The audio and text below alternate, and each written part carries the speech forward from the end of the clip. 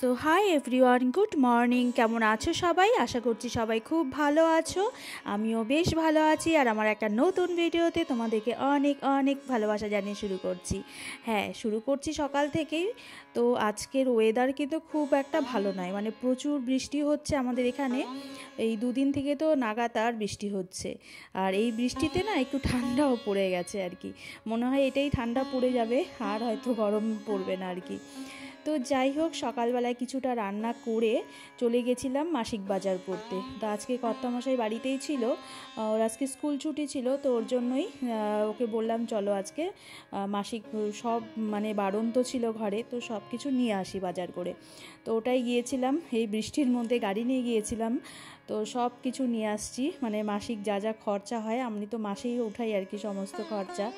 তো মাসে একবার উঠাই আর কি, প্রচুর মানে যা যা লাগে। তো ওগুলোই সব কিছু নিয়ে আসছি। তো আস্তে আস্তে বাড়িতে আসতে আসতে প্রায় 2:45 বেজে গেছে। এদিকে হিয়া আমাদের সাথে গিয়েছিল, তো শ্রেয়া যায়নি। শ্রেয়ার পুরো খিদে পেয়ে গেছিলো, তো বলছিল ভাত দাও আগে। তো এগুলো পরে গুছাবো, আগে খাওয়া দাওয়া সারবো, আমি সন্ধ্যের পরে এগুলো নিয়ে বসবো। আর একটা বিশাল হেডেক, এগুলো গুছানো না বিশাল ব্যাপার।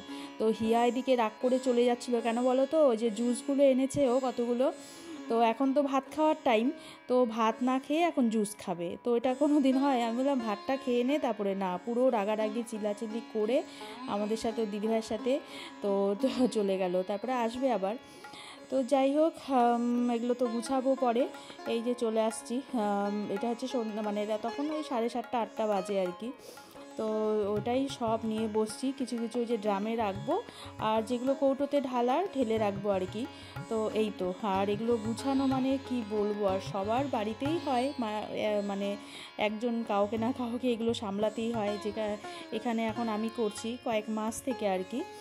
আর আগে তো শাশুড়ি মাই করতো, এখন আমি করি আর কি। তো যাই হোক, প্রচুর কিছু আছে, সব গুছাবো।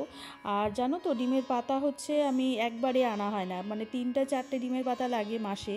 তো এটা হচ্ছে ওই একটা করে আনি, যেহেতু ফ্রিজে মানে আটে না, ফ্রিজেই রাখতে হয়, বাইরে কোথায় রাখবো, তো ফ্রিজেই রাখি, ওই জন্য একটা করে শেষ হয়, ওটাই আর কি, মানে ধাপে ধাপে আনতে হয়। তাছাড়া পুরোটাই নিয়ে আসি আর কি।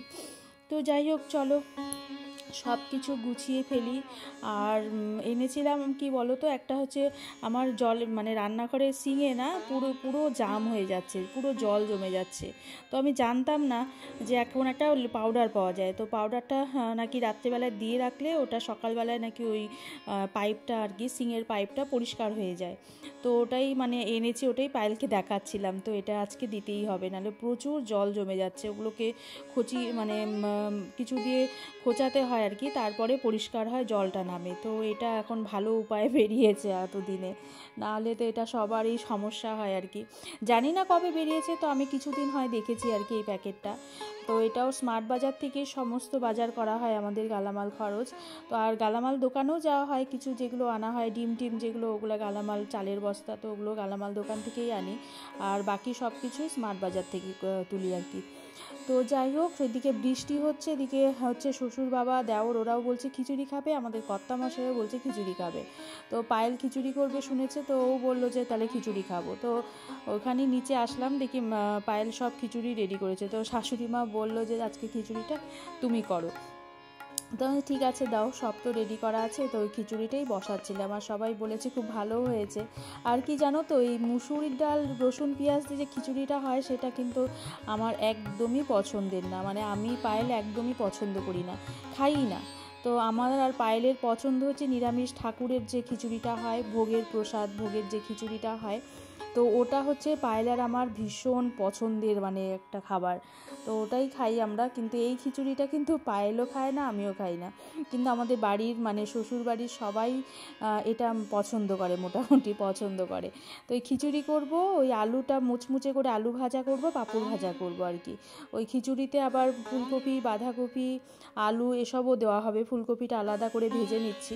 তো ফুলকপিটা নামিয়েই কিন্তু আমি আবার আলুটা ভেজে নিব।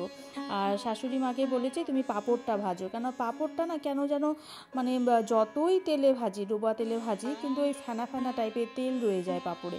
মানে বুঝতে পারছি না কেন, কি জানো কীভাবে ভাজলে হবে, তোমাদের একটু জানা থাকলে জানি হতো। তো এরকম হচ্ছে, ওই জন্যই মাকে বললাম তুমি পাঁপড়টা ভাজো। তো তারপর দেখলাম যে মারও তাই একই সেম হয়েছে, মারও ঠিকঠাক হয়নি, মানে কেন হচ্ছে বুঝতে পারছি না।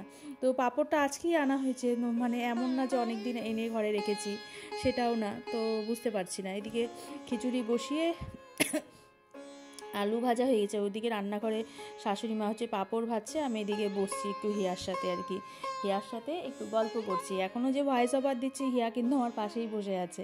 তো এই দেখো খিচুড়িও মোটামুটি ডান হয়ে গেছে।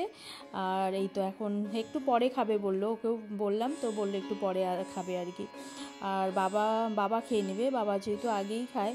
আর শ্রেয়াকে হচ্ছে এগুলো পরিষ্কার করে নামিয়ে রেখে আর কি, শ্রেয়া হচ্ছে ভাত খাইয়ে দিব ওকে। ওর ডিমের তরকারি আছে, তো ঘি মানে কিছু দিয়ে মেখে ওকে ও কী করছে বলো তো, কিছুদিন থেকে একদম ভাত খেতে যাচ্ছে না শ্রেয়া। তো আমি চেষ্টা করি সারাদিনে একবার হলেও ওকে খাইয়ে দেওয়ার। তো একবার যেবার আমি খাইয়ে দিই যে বেলাতে, তো সেই বেলাতেই ও পেট ভরে মানে খাওয়াটা ওর যায়, তাছাড়া নিজে হাতে একদম খাচ্ছে না, বুঝতে পারছি না কেন। তো ওই জন্যই আমি রোজ একবেলা করে ওকে খাইয়ে দিচ্ছি আর কি। তো আর আমাদের হিয়া তো একাই খেতে পারে এখন। আর এদিকে খাওয়া দাওয়া চলে বসে পড়েছে, ও আসলো আর কি, খেতে বসছে। তো ঠিক আছে, সবাই ভালো থেকো, সুস্থ থেকো, টাটা, গুড নাইট।